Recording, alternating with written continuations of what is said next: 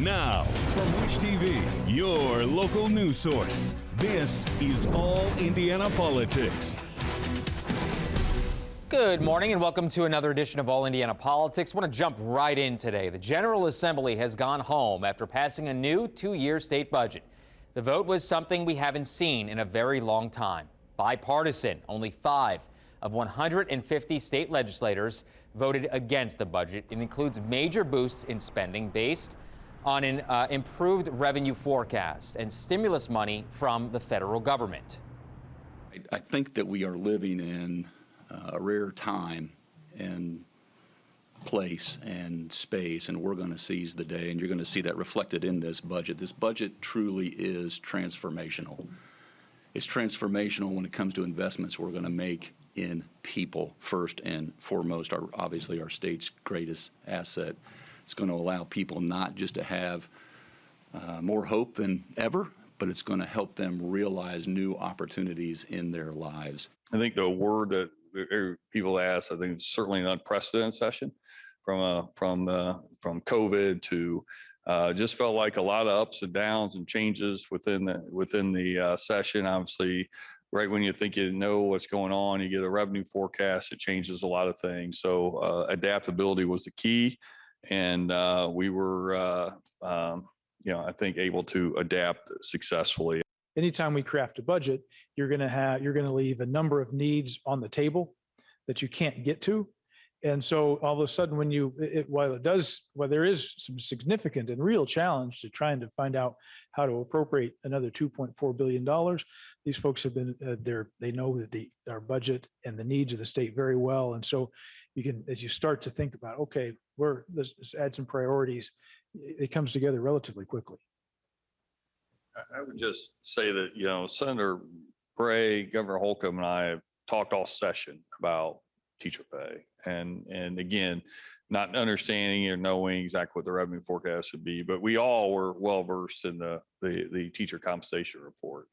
Matter of fact, the first thing on that Thursday, on the Wednesday, when I got a little heads up on what the revenue forecast would say, went out, printed, and found 30, 31, and 32 on those recommendations and highlighted them because I knew they were there and I wanted to get specific numbers. So, they never left our mind.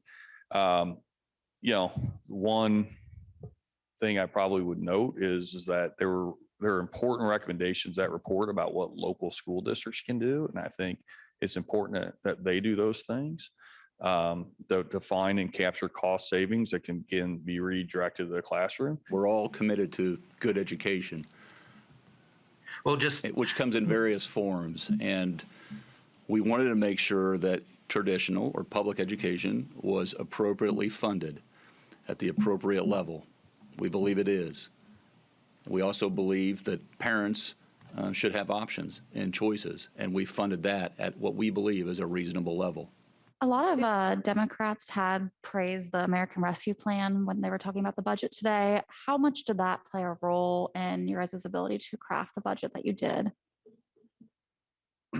Look, we were able to make one-time investments through that money. I think, the idea around it impacting teacher pay and those types of things, the flexibility that came through the revenue forecast was really critical to that discussion. But the Rescue Act did allow us to make strategic investments in things that were one time, such as the readiness grants, such as some infrastructure projects, both water and road.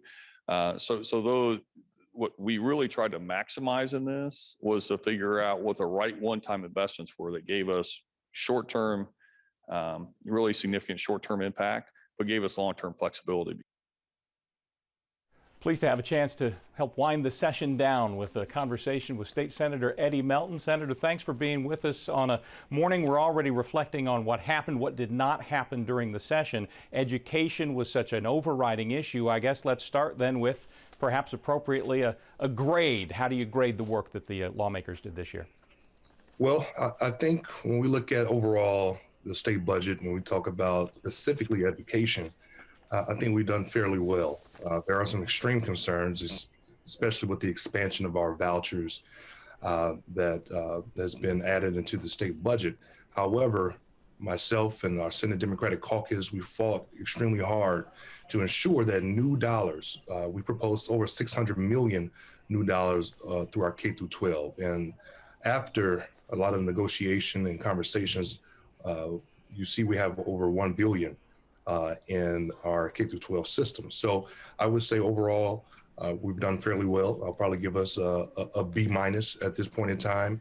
But I think it's a great day for our teachers as we look to get them pay increase, starting increasing that base salary of $40,000. Help us understand sort of the late breaking developments in that allowed that to happen. Revenue forecast changes. Was it a difficult negotiation to get that dollar amount up, or did both sides seem eager to bump it up if they could? At the end of the day, we have to thank the Biden administration. If it wasn't for the federal stimulus dollars that came through the state of Indiana and across the entire nation, I don't know where we will be as a state and what we've been able to fund to support this particular budget cycle. With the hundreds of millions of dollars that have come through for education on a local and state level, and the hundreds of millions of dollars for infrastructure for a state and local level, and the stimulus checks that came to individuals in the amount of $1,400. All of that played a significant role in terms of increasing our state revenue, in terms of income tax, sales tax, and corporations tax. So if it wasn't for these Biden stimulus plan, the American Rescue Plan, I don't know what we would have done. Any negotiation session, and the budget session is certainly that, comes out with people feeling a little bruised on both sides, or the negotiation presumably hasn't gone too well. Let's talk about a couple of things that I think many presumed that the Republicans would be able to get done and did not end up happening. For instance, changes to gun laws in Indiana, specifically the permitting requirements. How did that not happen from your perspective, and are you surprised it didn't? Well, I believe the Senate wasn't prepared to make that large of a leap in terms of what was being proposed in the House.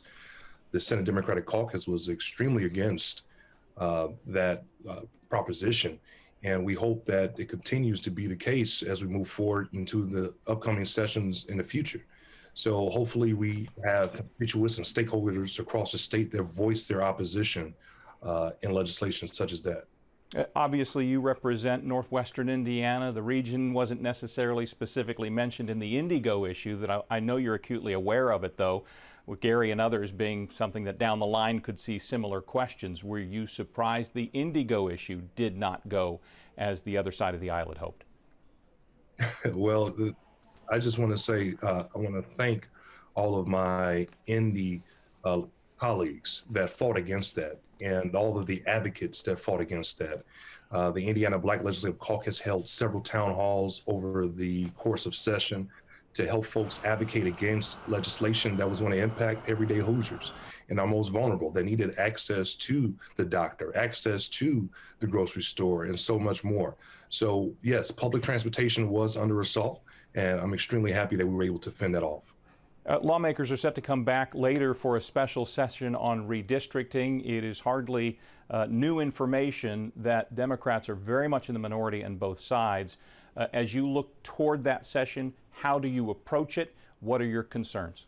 Well, as we wait on the Census Bureau to release this data, we're still at work listening to Hoosiers across the state, wanting to know what they want to see in their redistricting reform that takes place. We've been fighting for years to have an independent redistricting commission, and that has yet to take place in the state of Indiana, having a nonpartisan body to help draw the maps. Again, we're going to have the party that is in control. They have the governor's office, the Secretary of State's office, the treasurer, the auditor, majority in the House, majority in the Senate. They will be drawing the maps again.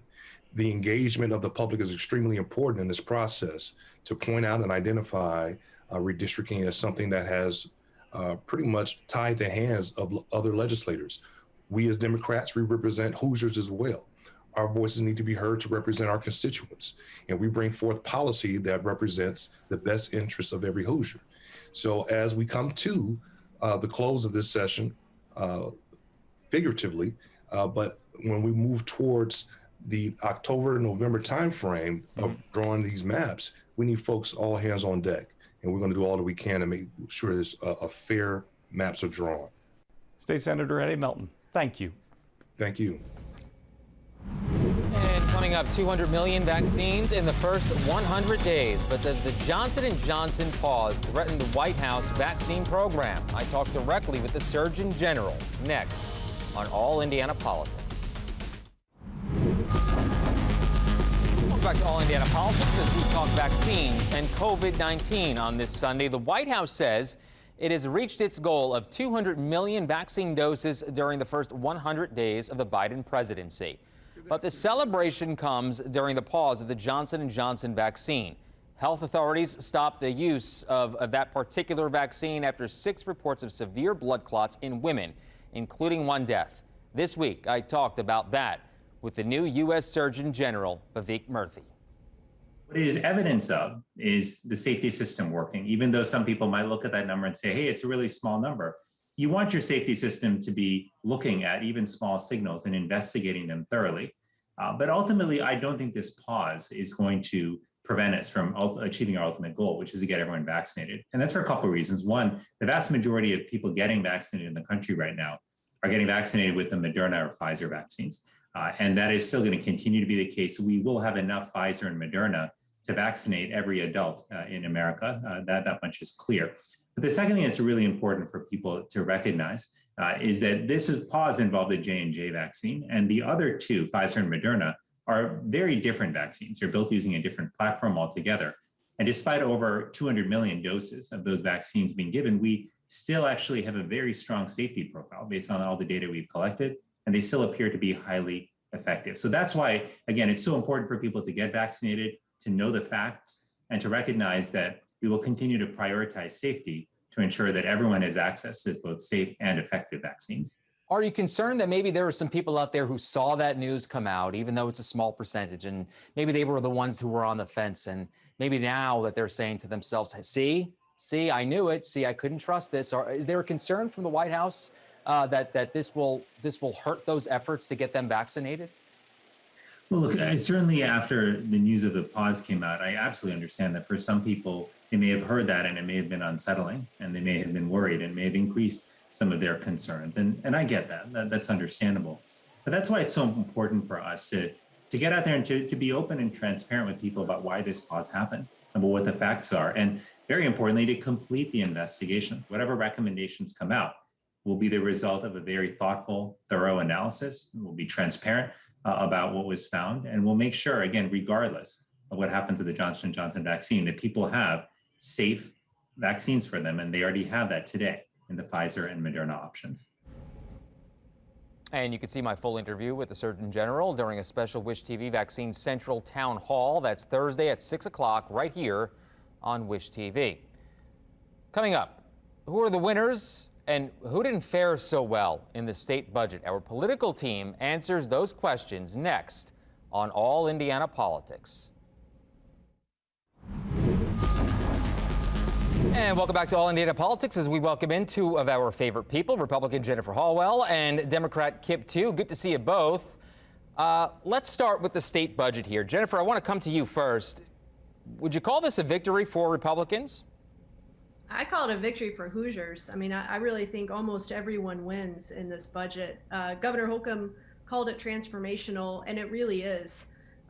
You've got an increase of almost $2 billion going into education, including $600 million of which can be used to increase teacher salaries.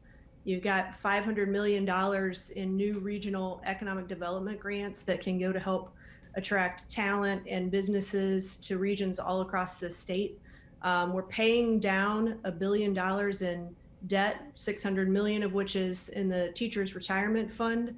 All kinds of things, increases in mental health funding, and several programs. And so, I mean, it really is going to have an incredible impact over the next couple of years on the state of Indiana. And, you know, I think case in point in terms of it being a victory is seeing the votes. In the House, it was 96-2, and then in the Senate, it was 46-3. You know, that's unheard of. And so, I mean, it truly is a bipartisan budget that I think everyone wins. Kip, to those points, this final budget had a lot of Democratic support. Does it live up to the promises, specifically when it comes to teacher pay raises? It does. And I think that's why it had Democratic support.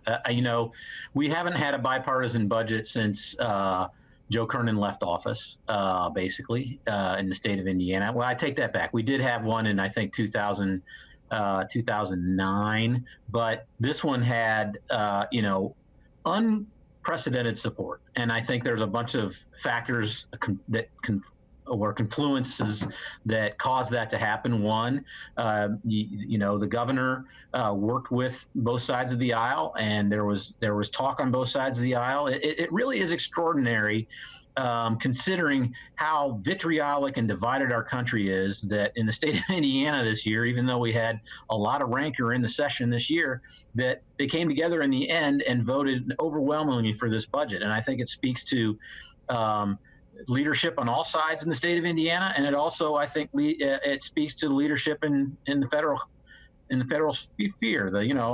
President Biden has changed the tone in Washington, and hopefully it's going to change the tone all over the country. But it certainly contributed here, both the money and I think the attitude, which is let's try to get something done for people.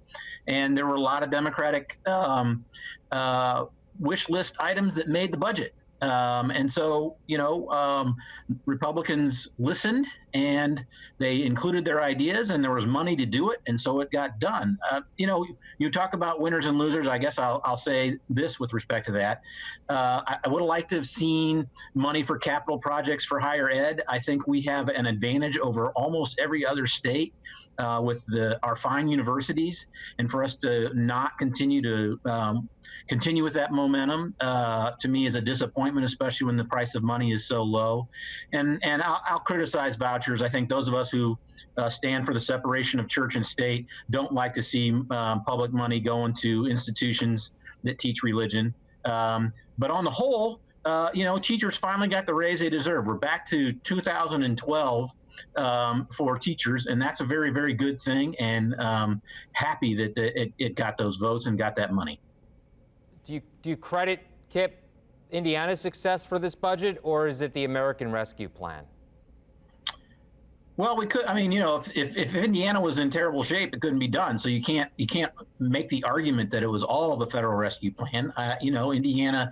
I think that I would say that the governor and Republicans have historically been a little bit too stingy, but that stinginess did allow for them to spend this year. So you have to give them credit that there was money from the state as well as the feds to put this budget together. Jennifer, your thoughts on that?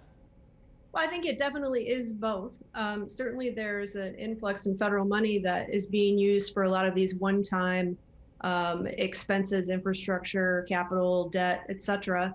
But it's also because of Indiana's strong fiscal position, because of Republican leadership over the last several years, that we are able to weather this storm, and our economy is roaring back. In the final days is when we found out that the revenue forecast puts us at an additional $2 billion, which is what provided the flexibility to make all of these investments at the end. And so that would not be the case if Indiana hadn't been such a strong fiscal steward for so many years, that we were able to do things and not use the federal money to, buy off debt and problems that we had. So I definitely think it's both. That's fair. I have about 30 seconds left. I just want to get a quick response from both of you. This bipartisanship that we saw here, do you think that's going to continue? Kip? It remains to be seen. I'm actually hopeful for the first time in a long time that the temperature has been turned down. We still have the carnival barkers out there, and I hope that middle America starts to ignore them. Yeah. Jennifer? Well, I certainly hope so. And I hope that teachers and the folks who've been advocating for teachers for the last couple of years will recognize where we are and, kind of meet the moment. So my Facebook feed has been full of negativity from teachers and education advocates for a couple of years. And I'd love to start to see them congratulate and be thankful for the funding that was made. Right. We'll leave it there. We'll leave it there. We're running out of time. Sorry about that. Jennifer Hallwell, Kip 2, always good to see you. Thank you. We'll be right back. And thank you for joining us for All Indiana Politics on this Sunday. We'll be back here next Sunday at 9:30. Have a great weekend.